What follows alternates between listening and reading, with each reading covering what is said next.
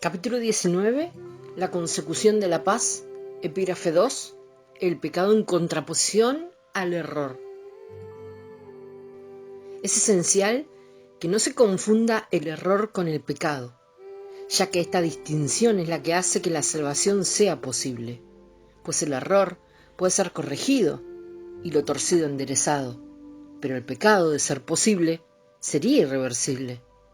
La creencia en el pecado está necesariamente basada en la firme convicción de que son las mentes y no los cuerpos las que atacan, y así la mente es culpable y lo será siempre, a menos que una mente que no sea parte de ella pueda darle la absolución.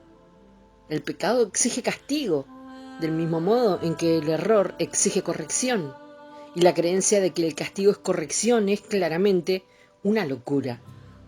El pecado no es un error, pues el pecado comporta una arrogancia que la idea del error no posee. Pecar supondría violar la realidad y lograrlo. El pecado es la proclamación de que el ataque es real y de que la culpabilidad está justificada. Da por sentado que el Hijo de Dios es culpable y que por tanto ha conseguido perder su inocencia y también convertirse a sí mismo en algo que Dios no creó. De este modo, la creación se ve como algo que no es eterno y la voluntad de Dios como susceptible de ser atacada y derrotada. El pecado es la gran ilusión que subyace a toda la grandiosidad del ego, pues debido a él, Dios mismo cambia y se le priva de su plenitud.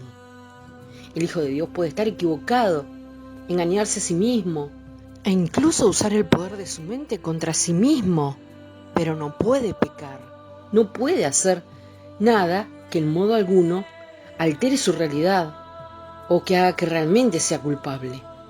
Eso es lo que el pecado quisiera hacer, pues ese es su propósito.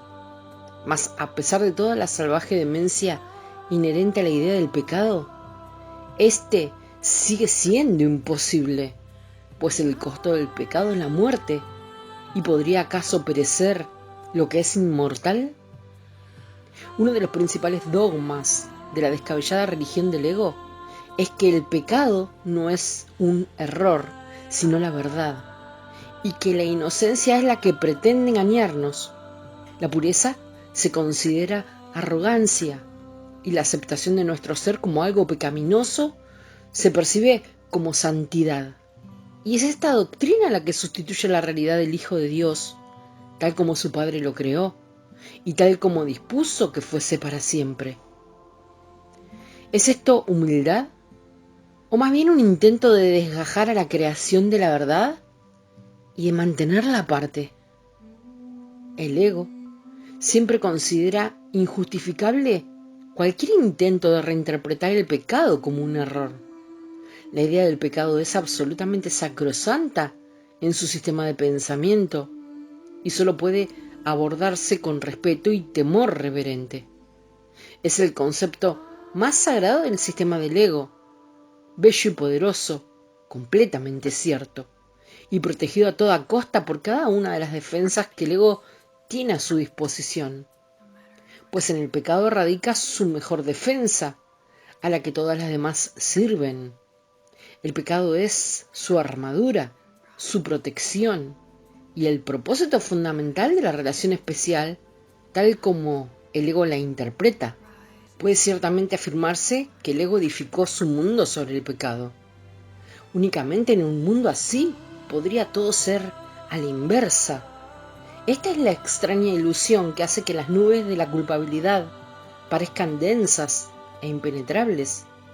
La solidez que los cimientos de este mundo parecen tener descansa en ello, pues el pecado ha hecho que la creación, de ser una idea de Dios, pase a ser un ideal del ego, un mundo que él rige compuesto de cuerpos inconscientes y capaces de caer presa de la corrupción y decadencia más absolutas.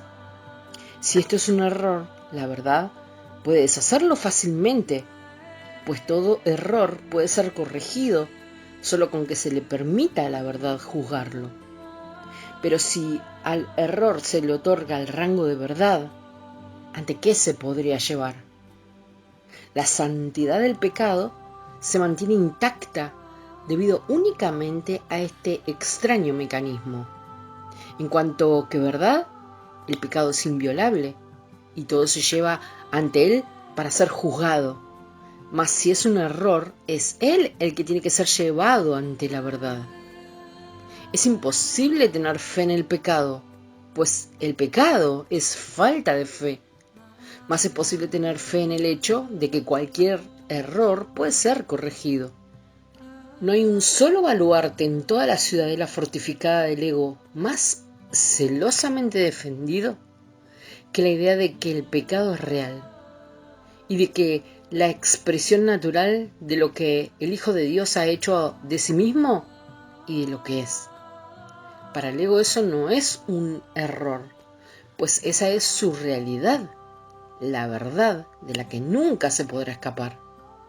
Ese es su pasado, su presente y su futuro, pues de alguna manera se las ha arreglado para corromper a su padre y hacerle cambiar de parecer por completo.